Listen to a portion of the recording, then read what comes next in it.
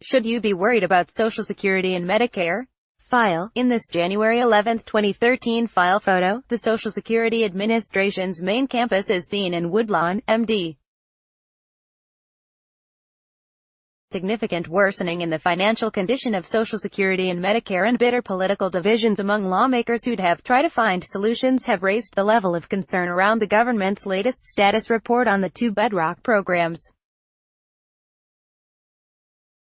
AP photo, Patrick Szymanski, file, Washington, AP.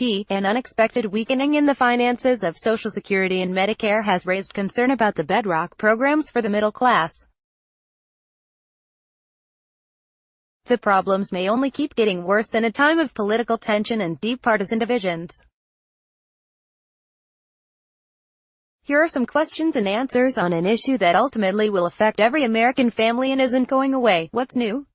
The government's annual trustees reports on the programs shows the financial condition of both worsening significantly since last year. The projected insolvency for Social Security stayed unchanged in 2034, but Medicare's moved 3 years closer to 2026. A more immediate warning signal caught the eye of experts. Both programs will start tapping their reserves this year, meaning that income from payroll taxes and interest earned by the Social Security and Medicare trust funds will no longer cover costs. That threshold was still a few years away in the 2017 checkup.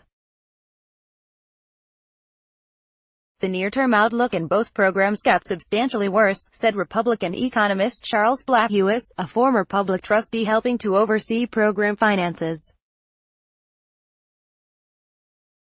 What is unusual in the space of 1 year is to go from something that isn't supposed to happen for 4 or 5 years to something that's happening right now.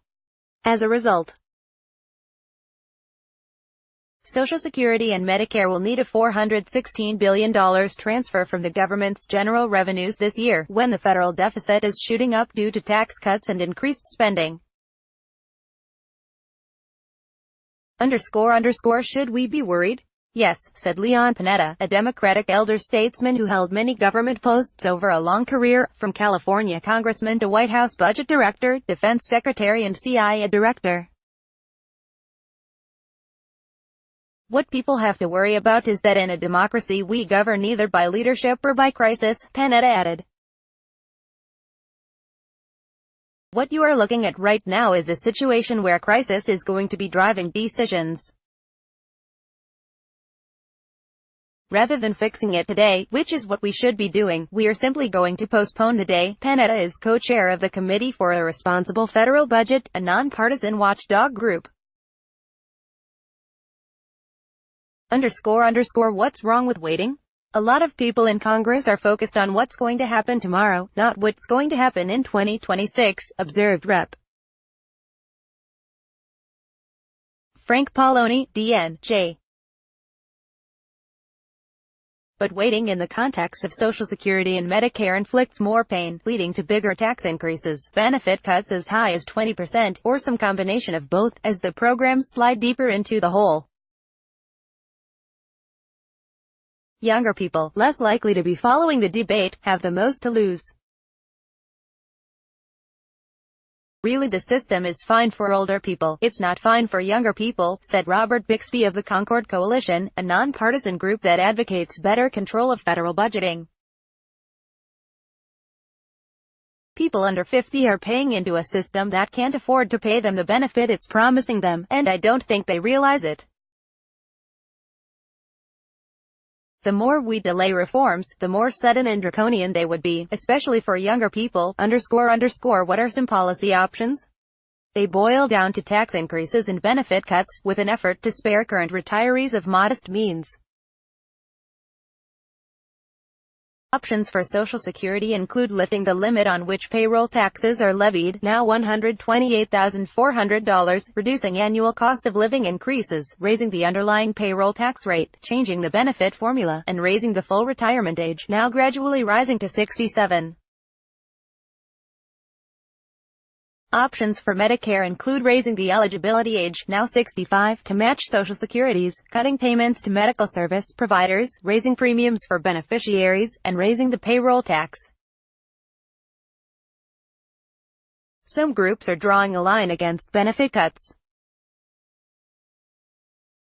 Core Medicare coverages which exist under current law should not be diminished for current or future beneficiaries, said Judith Stein, head of the Center for Medicare Advocacy, which provides legal help to beneficiaries. Until we actually try to negotiate Medicare drug prices, we are spending billions of dollars a year that could be saved for the program, __. Where do Trump and lawmakers stand? Trump promised not to cut Social Security or Medicare, and Treasury Secretary Steven Mnuchin recently suggested that tax cuts, rolling back regulations, and better trade agreements could boost economic growth and help stabilize the programs. But nonpartisan government experts who produced the annual Social Security assessment don't seem to be buying that, forecasting sustained moderate economic growth. Republicans in Congress are losing their most prominent advocate for overhauling benefit programs with the retirement of House Speaker Paul Ryan of Wisconsin. Their budget credibility is seen as damaged after passing major tax cuts and spending increases. Democrats want to expand social programs, not pare them back. Problem solving is becoming a lost skill in Washington, said GOP economist Douglas Holt-Seakin. There used to be a playbook where the White House provided leadership and gave air cover to Congress to do hard things, so members could go home and defend their votes, said Holt-Seakin. Maybe such a strategy is being hatched behind closed doors at the White House, he added, but to date, there is no evidence. Copyright 2018 The Associated Press. All rights reserved. This material may not be published, broadcast, written or redistributed.